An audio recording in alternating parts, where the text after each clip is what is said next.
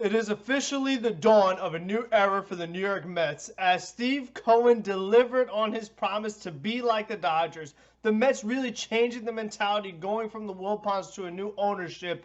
This is what Met fans wanted to see as they extended Francisco Lindor 10 years, $341 million. So in this video is going to be instant reaction, just my general thoughts and feelings about it. If you like this video and you're excited Francisco Lindor is going to be a Met long term and they finally got this extension done, make sure to leave a like, comment down below. What do you think about this whole negotiation process? How you were feeling, leading into tonight? Because as time went on, you really felt like this deal might not get done. And it looked like, the Mets offseason could have been a failure, trading away Jimenez. And if this is your first time watching, you want to make the night even better, you can always press subscribe. So when Jeff Passan had tweeted not too long ago about how, the Mets were still at that 325 number, Lindor had said no, there wasn't really much negotiating going on. It was kind of a stalemate, a bit of a staring contest.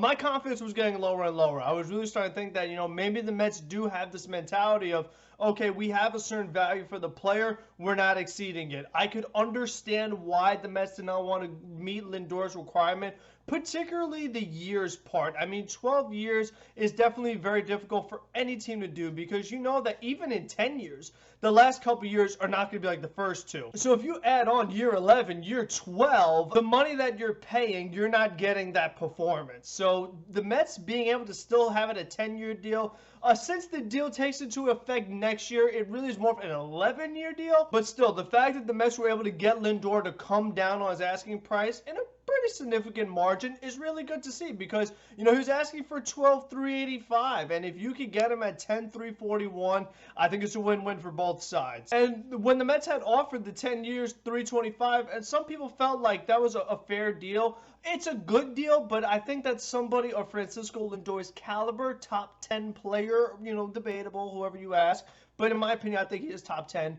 When it's that caliber player, those guys are worth more than $325. I was concerned that if you did not move from that number, that another team in the offseason could have outbid the Mets and then they would not be able to retain Lindor. Yes, you can go for another shortstop, but you know what? Since he's here, we don't have to think about that anymore. We don't have to worry about that anymore.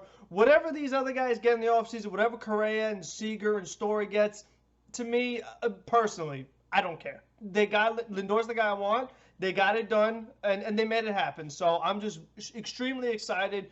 Black jerseys are back, so I could officially order my black jersey for Lindor. And it's just a really exciting time right now. And you now have a lot more energy for opening day because for me, it was like, okay, opening day is tomorrow, but, we're going to have this Lindor thing hanging over our heads the whole season. And it's going to be like, all right, whatever happens, the offseason is going to be stressful. You don't know if you're going to keep them, and we still have to see what happens with Conforto and Syndergaard and these other guys.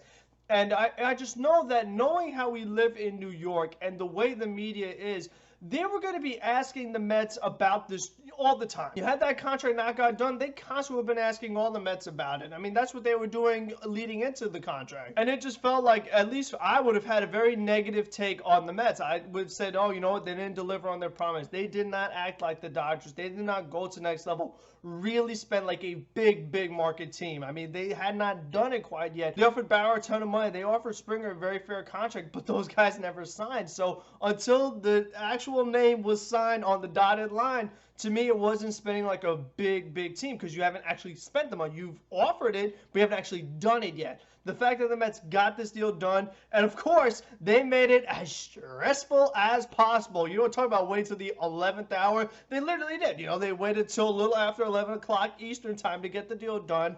Right when I'm ready to go to bed because I have to be up early for work tomorrow. So, forget that. Now I gotta make this video because I'm so excited. But it really, I feel like a huge weight has been lifted off my chest because I was very stressed about this. I love Francisco Lindor, and I really wanted this deal to get done. I would have been so upset had it not got done. And again, it really feels like, it's just a new day for the Mets. It's a new year, and you really feel like it's a different ownership because we know that, first of all, the Mets probably even made the Lindor trade in the previous ownership, not to mention all the other moves the Mets made throughout the offseason. The fact that they were able to get this deal done done is just so massive. And, you know, Lindor just does it all. You know, he's worth more than what the stat sheet shows. And whether it's hitting, whether it's fielding, whether, you know, he has pretty good speed, it's also just the way he has taken some of these other guys under his wing, helping Jeff McNeil, helping J.D. Davis. Those are the things that don't show up in the stat sheet that, you know, maybe Corey Seager or maybe Trevor Story would not bring to the table. Lindor is just the next level kind of guy, which is why he deserved this kind of next level contract. I find it very interesting. You're like, why was it 341 and not 340? He wanted to beat Fernando Tatis's contract of 340. Now, yes, Tatis got 14 years, so the AAV is much different, but still, he got more money than Fernando Tatis Jr. So that's what Lindor was going for. That's what all these players are trying to do. They always want to top the other guy. Whether you or I think that Lindor is worth that value, players just want to top the other guy. I find the Mets are able to mess with the luxury tax a little bit, you know, having this deal come into effect next year, a signing bonus, some deferrals. That's the kind of stuff you need to lower the AAV. That's all that matters is the AAV when it comes to luxury tax purposes. And we know that ideally you don't want to go over it, especially with the new CBA looming. You don't know what the repeater penalties are going to be like. So the fact that the Mets are able to really check all the boxes, you know, I'm so thrilled. But I don't want to keep repeating myself. I hope you guys did enjoy this video. And until the next one, be on the lookout for Mets Weekly tomorrow, starting at 6 o'clock. We're going to have a lot of people on. We're going to give you a live, you know, play-by-play reaction to the broadcast. You don't have to listen to ESPN and listen to A-Rod. You can just watch us on Mets Weekly on Mets Fans Only channel, 6 o'clock Eastern Time. Hopefully you guys show up. And until the next one, be safe, be smart, be healthy, and let's freaking go Mets! Way to go, Sandy, Steve Cohen, and company.